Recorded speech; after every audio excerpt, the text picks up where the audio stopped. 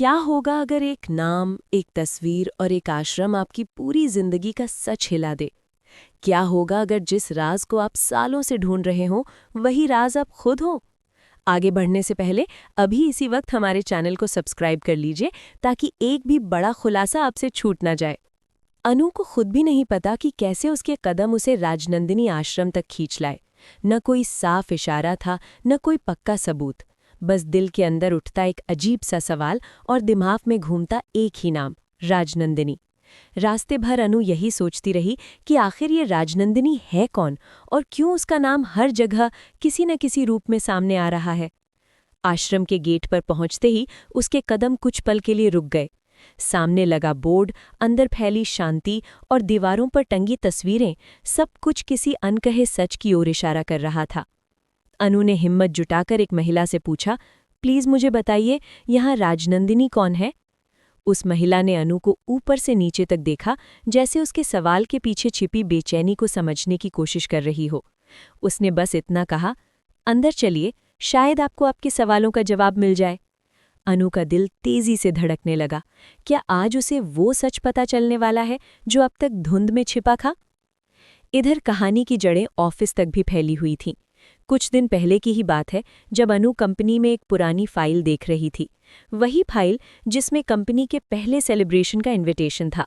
जैसे ही उसकी नज़र उस कार्ड पर पड़ी, उसका माथा ठनक गया। कार्ड पर लिखा था, राजनंदिनी। यही नाम फिर सामने था। अनु अभी सोच ही रही थी कि तभी झंडे वहां आ गया। उसने चौंकते हुए पूछा, क्या कर रही हो तुम अनु?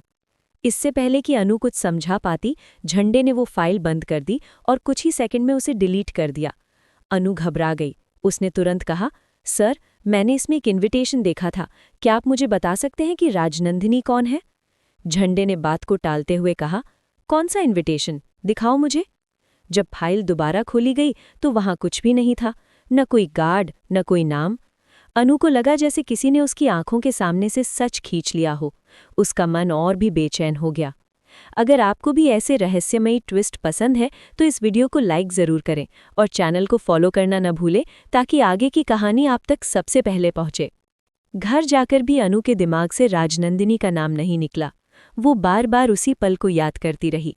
क्या उसने सच में वो इनविटेशन देखा था या ये सिर्फ उसका वहम था? लेकिन परेशानी यहीं खत्म नहीं हुई। ऑफिस में झंडे ने आर्य को बता दिया कि अनु राजनंदिनी के बारे में सवाल कर रही थी। आर्य ये सुनकर कुछ देर चुप रहा, फिर उसने गहरी सांस लेकर कहा, वो दिन दूर नहीं जब अनु सब कुछ जान जाएगी। आर्य के दिल में एक डर भी था और एक अधूरी चाहत भी। उसने झंडे से कहा, बस यही एक बात है जिसकी वजह से मैं आज तक अनु को अपने दिल की बात नहीं बता पाया। ये सुनकर अनु, जो बाहर दरवाजे के पास खड़ी थी, सब कुछ सुन चुकी थी। उसके हाथ में रखा टिफिन दरवाजे से टकराकर नीचे गिर गया। आवाज सुनते ही अंदर बैठे लोग चुप हो गए। अनु बिना कुछ कहे वहां से चली गई, लेकिन उसके दिल के अंदर तूफान मच चुका था। अनु के जाने के बाद झंडे ने आर्य को समझाया, तुम्हें संभल कर रहना होगा। ये फूल, ये छोटे छोटे इशारे, ये सब ठीक नहीं है। तुम कोई 20 साल के लड़के नहीं हो जो बिना सोचे समझे सब कर रहे हो। आर्य ने मायूसी से कहा, मैं जानता हूं तुम ठीक कह रहे हो, लेकिन मैं अपने आप को रोक नहीं पाता। अनु सामने होती है और सब भूल जाता हूं। इन दोनों के बीच की ये उलझन कहानी को और भी दिलचस्प बना रही थी। अगर आपको भी लगता है कि आगे कुछ बड़ा होने वाला है तो अभी सब्सक्राइब करें और बेल आइकन दबाना न भूलें। अब कहानी घर तक पहुंचती है। शाम को जब अनु घर आई तो सिमरन की मां ने अचानक सवाल कर दिया, आखिर इनके ब्रांड का नाम राजनंदिनी ही क्यों है? कोई और नाम भी तो हो सकता था। आर्य की मां का नाम, किसी और का भी। अनु चुप रही, लेकिन उसके मन में वही सवाल गूंजने लगा। तभी उसके पापा ने भी कहा, अनु बेटा, तू तो राजनंदिनी साड़ी की हेड है। अगर कोई तुझसे पूछ ले कि इस नाम की वजह क्या है तो तू क्या जवाब देगी? अनु सोच में पड़ गई। बात सच थी, उसे खुद नहीं पता था। उसी रात अनु ने फैसला कर लिया कि अब वो चुप नहीं बैठेगी। अगली सुबह वो सबसे पहले ऑफिस पहुंच गई। उधर आर्य झंडे से कह चुका था कि वो अनु को सब कुछ बता देगा, लेकिन उससे पहले ही अनु ने कदम उठा लिया। ऑफिस पहुंचकर उसने एक पुरानी फाइल ढूंढनी शुरू की।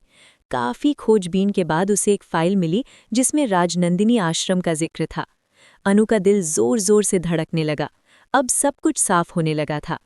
फाइल बंद करते ही उसने सीधा आश्रम जाने का फैसला किया।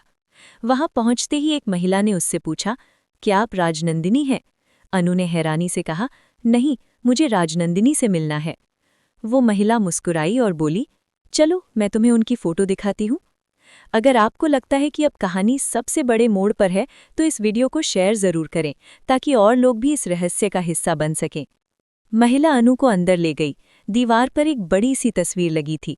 जैसे ही अनु ने उस तस्वीर की ओर देखा, अचानक आग की लपटें उठीं। तस्वीर जलने लगी। अनु की आंखों के सामने सब कुछ धुंधला हो गया। आग की रोशनी में उसे कुछ पल के लिए अजीब सी झलक दिखी, जैसे कोई पुरानी याद जाग रही हो। क्या ये आग उसके बीते हुए कल को जगा देगी? क्या उसे याद आएगा कि राजनंदिनी कोई और नहीं बल्कि वो खुद थी? यहीं पर कहानी एक ऐसे सवाल पर रुक जाती है जिसका जवाब आगे आने वाला है। आपको क्या लगता है, सच क्या है? नीचे कमेंट करके अपनी राय जरूर बताएं और आगे के धमाकेदार खुलासों के लिए हमारे साथ जुड़े रहें।